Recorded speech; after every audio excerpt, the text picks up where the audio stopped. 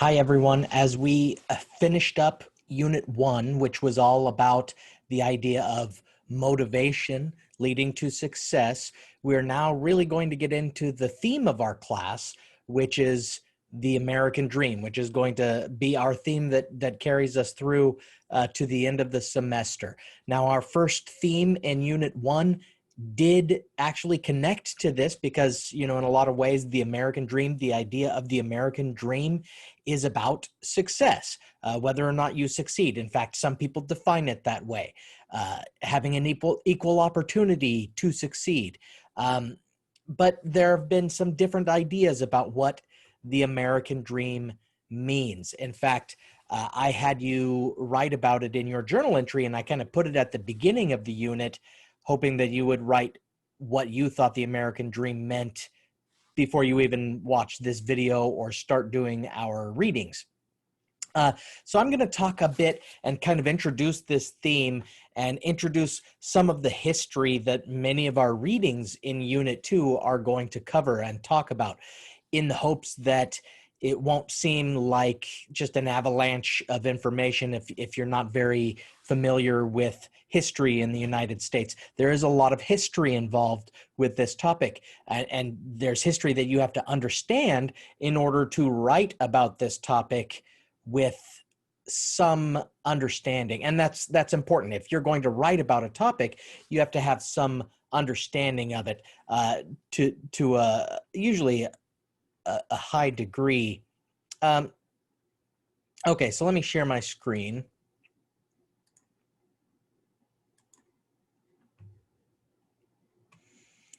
All right.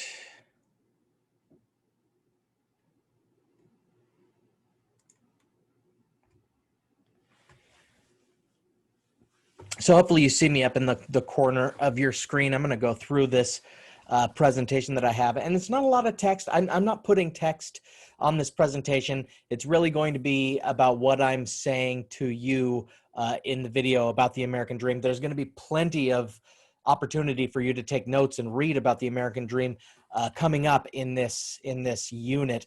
So first, I want to just kind of talk about what the American dream might mean. Where it started. That's where we're going to get started, is where the American dream started. And well, the American dream can be kind of traced back to the beginning of our country and to the War for Independence, right? The Declaration of Independence, even before our Constitution. A lot of people think of our Constitution because it has a Bill of Rights. Really, it's before that. We're looking at the Declaration of Independence. And we have this quote from Thomas Jefferson in the Declaration of Independence: "We hold these truths to be self-evident, that all men are created equal, that they are endowed by their Creator with certain unalienable rights, that among these are life, liberty, and the pursuit of happiness." So the two things that are important here in the Declaration of Independence that really kind of set the stage for the idea of our country, America, the United States, being a place that's different from other places, in that certain things are possible for you here. A reason why some people come here, right? Why immigrants might come here searching out a certain dream that they think is only possible here. It's this idea of equality. All men are created equal. So there's this equality before the law. So this would mean the idea of equal opportunity, right? So in a lot of other countries, in previous times, there were classes and castes, and it was, for example, in what you would call feudal times, in medieval times, it was impossible for a peasant to rise up. Well, not really impossible. There are some exceptions, but it was far more rare for someone who was a peasant or the poorest of the poor to become a lord. The thing is, most of the time you were born into wealth and privilege, and the idea in America was that it doesn't matter where you were born. What if you were born poor? That you could come here and you could achieve something, right? You could pursue your happiness. Nothing is going to hold, there's no social system in place to hold you down. And so really what a lot of people think of for the idea of the American dream, it's the rags to riches story. Like, it's possible for you to go from being very poor to being very rich, because there aren't systems in place, or there aren't supposed to be, that keep you from rising up, climbing up the social ladder. The social ladder is something we're going to talk about more in Unit 3. Okay, so if we have equality of opportunity, and we all have the right to life, liberty, and pursue our happiness, then this is kind of the beginning of the American dream. And it really saw it started to develop when in America we went toward the frontier, the Western frontier. So this was about land and wealth maybe being available out in the frontier wilderness to the west. And so people would pack up their families into covered wagons, go on the wagon trail. And these were often, they might be poor people, or if not poor people, people who are seeking their fortune. They would seek their fortune out west. They would be able to stake a claim and just own land. And land, it used to be in Europe and in feudal systems or medieval times, you only owned land if you were a lord. In fact, if you were aristocracy, if you were born into a wealthy family, and in fact, certain people weren't allowed to own land. And that was the case really in our country as well. If we want to talk about, race and gender and things like that, it was white men, or men of certain races, right, who could own land. But the thing was that in America, it didn't, you didn't have to inherit your land. There was tons of land out there, and you could just go and just defend it, and it's yours. And then suddenly you have an opportunity to really build something. This is the idea of the American dream during the time of the frontier. Well, that started to change as the West was no longer a frontier, and in the 1900s, right, as we became one country, something terrible happened. In the 1930s, we hit the Great Depression. And we were kind of growing and growing, and it was no longer the idea of a frontier and you could just stake your claim, but people still believed in this idea that you could do it on your own. You could pull yourself up by your bootstraps, which is a term that they would use, meaning you didn't need to rely on anyone else, and you could go from being poor to being very rich if you just worked hard enough. When the Great Depression hit and stock markets crashed, and suddenly there was a lot of poverty and there were no jobs, as this picture shows here, then people stopped thinking so much of that idea of not relying on anyone else for help and being able to make it on your own, and striking it rich. It started to become less of what we thought of as the American dream. Now, we had a president, Franklin Delano Roosevelt, FDR, who helped us kind of pull out of that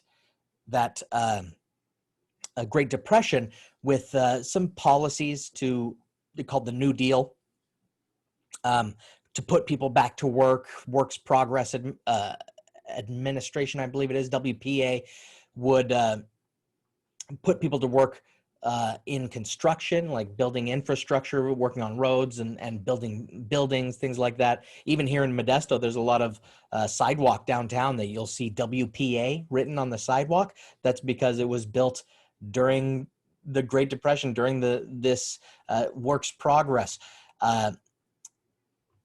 This led to a kind of a new idea of what the American dream might mean. In this era, it started to become less about striking it rich and less about working on your own, and more about having certain things guaranteed to you, right? Like the Declaration of Independence talked about the certain unalienable rights. Well, FDR actually talked about what he called four freedoms. One of our articles is going to talk about this, the four freedoms, which he defined as the freedom of speech and expression, which you can see on the far left in this picture, which we have right in our Bill of Rights, the freedom of speech. Then he also talked about freedom of every person to worship God in his own way, right? And this is guaranteed in our Bill of Rights as well. That's on the far right. Then in the middle, these are pictures that were painted by Norman Rockwell about what the president was talking about. In the middle, we see freedom from want. That would be where she has the turkey. This was a new idea. Freedom from want says everyone has the right to not go hungry, to not be so poor like they were during the Depression that you can't feed your family. And this is not an extravagant meal. It's one turkey. And what do they have on the table? Like some celery sticks and some fruit. It's not like a rich man's Thanksgiving. But this was a kind of a new idea that the American dream included the right to live a life. If you work, full time and work hard, you shouldn't have to go hungry at night. And this is something that society should guarantee. And then the last one, a freedom from fear. That's where they're tucking in the kids. So this is an idea that our society, the American society, and the American dream should include some sort of security, where you don't feel like you might get kicked out of your house and be homeless, where you aren't afraid that you're going to be having to go hungry, right? That this is something that America should guarantee. And FDR actually, he took some steps to try to guarantee these things. So during this era, we see things like unemployment insurance starting. We see things like the Social Security the Social Security program starting. Unemployment. So if you lose your job, then you paid into unemployment insurance. You paid in a little bit, and then the unemployment insurance helps the people who lose their jobs so that they have some sort of security, what we call a social safety net. So people trying to protect and help the most vulnerable people in society. Social Security, you pay into it throughout your life, and then Social Security Administration is able to help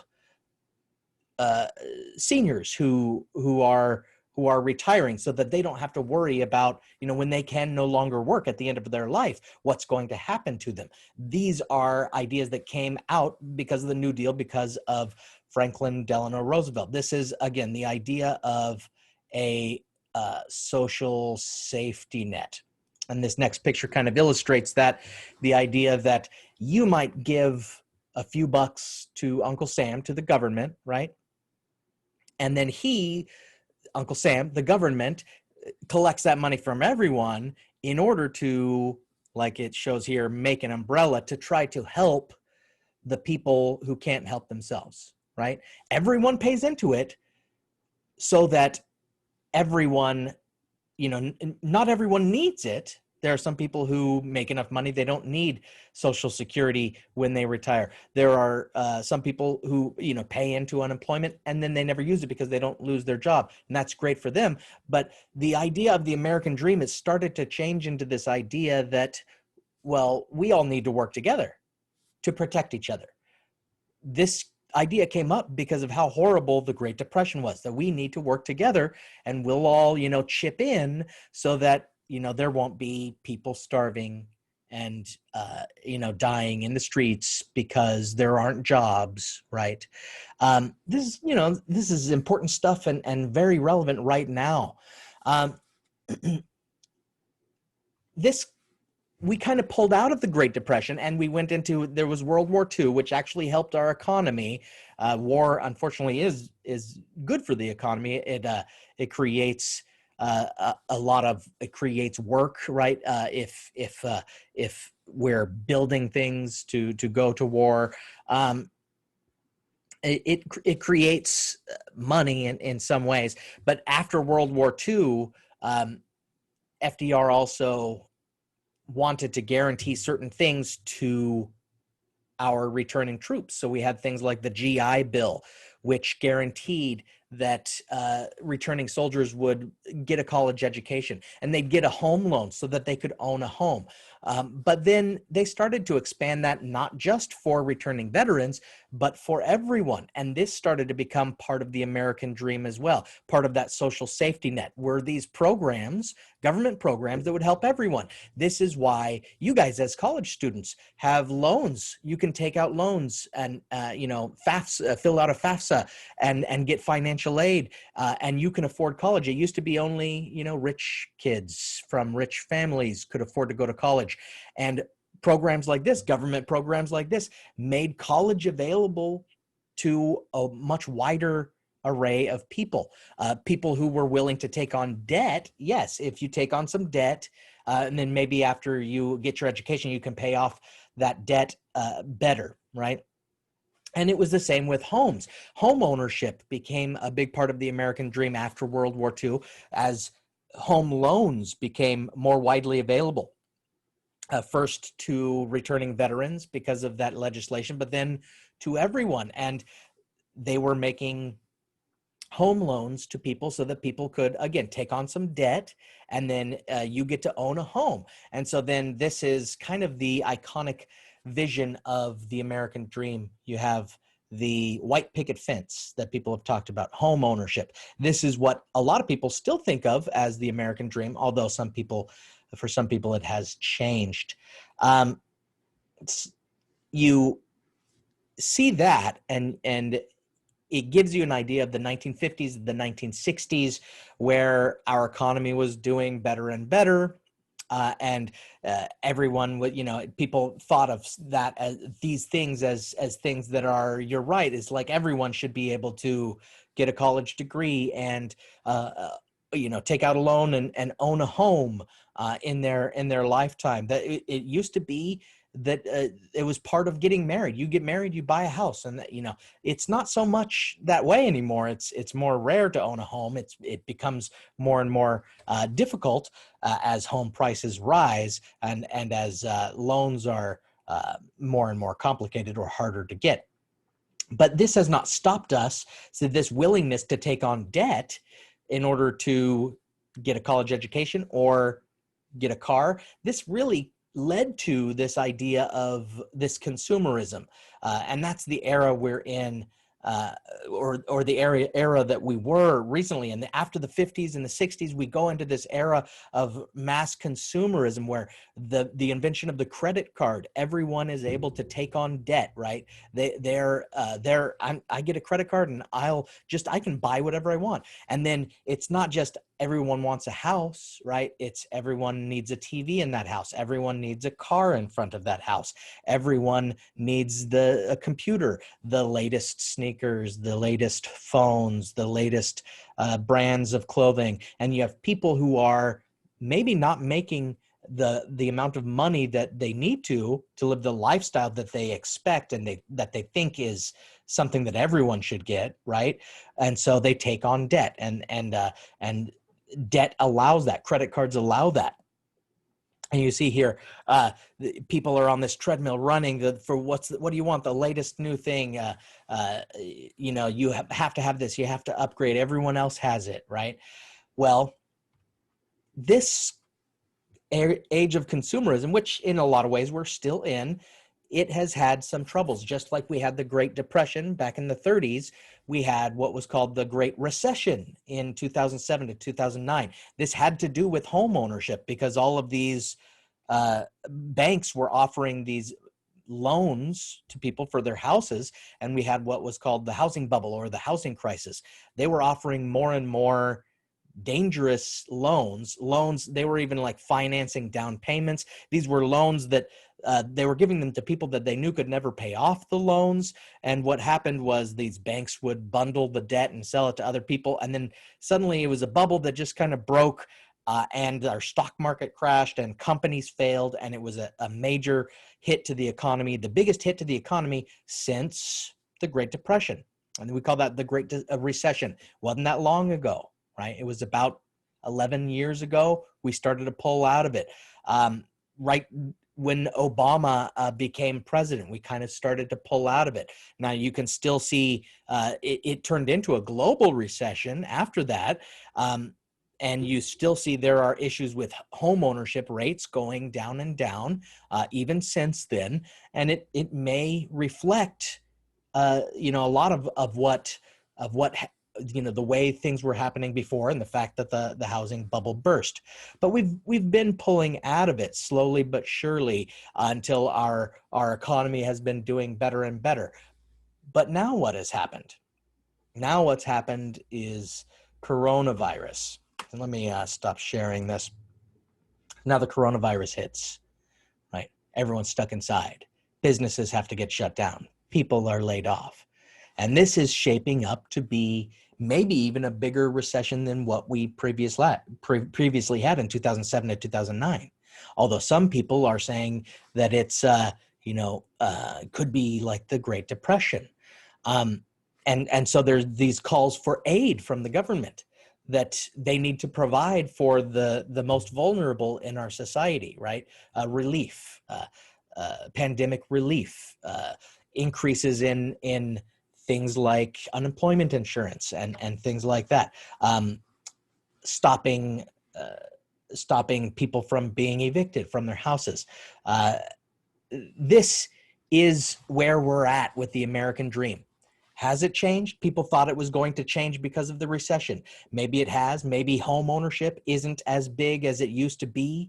Are we less consumeristic? Are we less about just buying those new things? I don't know that has really changed since 2007, and the Great Recession. Maybe some people have focused more on the idea of equality and everything being available to all people. And this is something that some of the readings are going to talk about. So this is just kind of just an introduction to a lot of the ideas that our readings in Unit 2 are going to talk about. Where the American dream came from, how it changed throughout American history, how it became to represent different ideas throughout history. And some of them were good, right? And some of them were not good for our society. And you probably have an idea of what different ideas of the American dream were good for our society, right? The ones that helped us get out of the depression, that's really started to see it as a societal compact, which means like an agreement among everyone. That was very helpful, especially at the time, and it may be something that we need now during the coronavirus. Consumerism, the idea of home ownership and education for all, that sounds great too. But if it led to the consumerism and our willingness to take on debt, and then it led to, maybe another financial crisis after that, these are things I want you to think about as we read Unit 2 readings and work toward the midterm. The midterm is going to be about how the American dream evolved and what different changes in the American dream might have been positive and which might have been negative. So hopefully this was helpful as a way to kind of introduce you to this topic as you start to read our sources. All right.